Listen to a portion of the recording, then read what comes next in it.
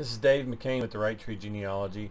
I'm doing a follow-up video based on some requests and comments I've had to me personally about the FTDNA, the admin's view. So the title of this one is FTDNA BigY Admin Review, More Details Downstream of R-FT31442.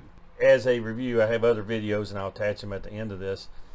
On the RL196 has two main branches, and the one I want to focus on today is the FT31442. FT31442 is my haplo group upstream.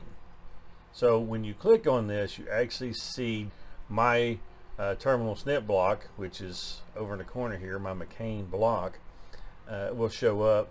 This is generally what a block diagram shows and what it does on family tree DNA.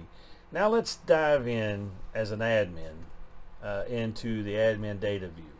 A project admin can look at all of the STRs from 1 through 838 and look for and see unique patterns in those groups. Now, this is what we have put together, my project has put together related to this A1704 block and the FT31442. There's additional information that we are able to pull in as admins that is below the table that would be different than what you see on the block tree. Now, this is an Excel file.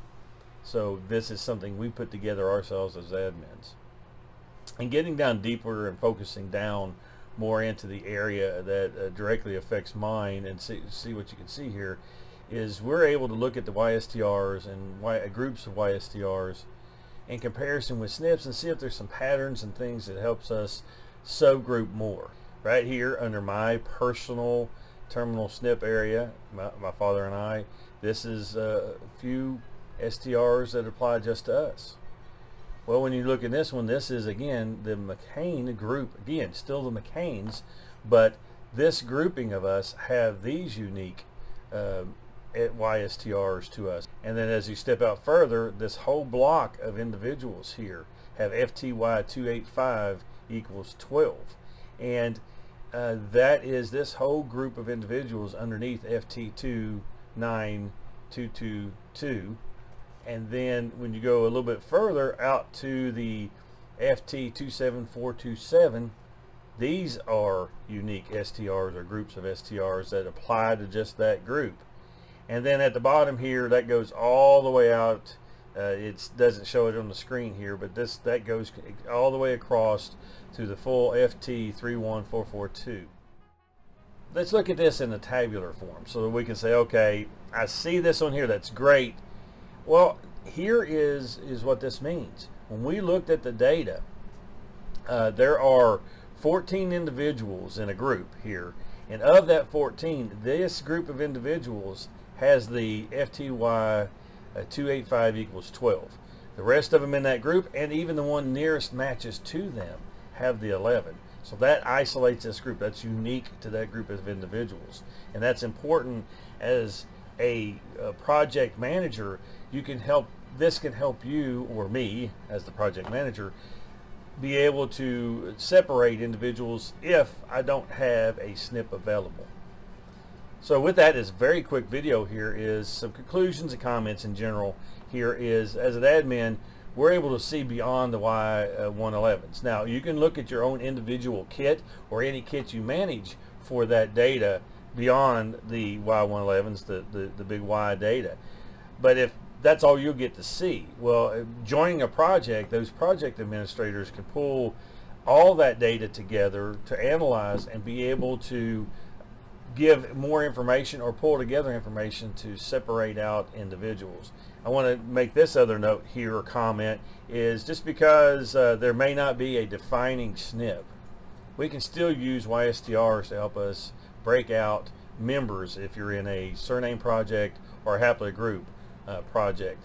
And as a project administrator, that's where we can communicate to our members, hey, we see you attaching through this line. That's where the paper trails come in. It's not listed here on this slide, but that's where paper trails come in. You have paper trails tracing back to that this individual and this individual are related. Well, when you look at these ySTRs with these SNPs in the block tree or the BigY data, then you say, yeah, that makes sense that that group of men go together, or they don't. You may see things where they don't go together. And another couple of comments on this is our project has actually been able to subdivide the haplo tree that you see, or the block tree that you see, not in areas I discussed today, but we've been able to separate some individuals out further than what you see on the block tree because of these ySTRs and paper trails that we're able to look at. This applies going forward, and whenever we have a new tester that comes into the project, we're going to be able to analyze them the same way. And let's just say they don't have a terminal SNP. We have some individuals, we have a block of 9 men who have the same, currently have the same terminal SNP.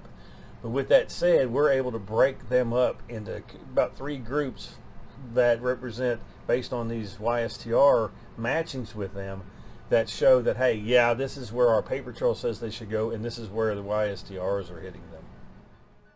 As you can see, administrators are able to do more than just look at your data and you're joining a project and we talk to you and try to recruit more people, which is part of what we do.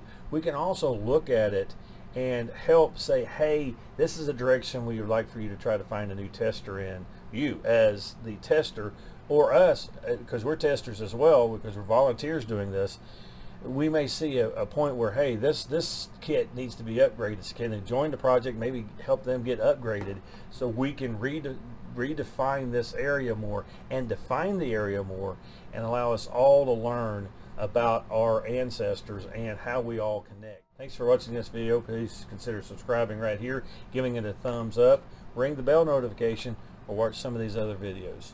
Let's continue to learn together.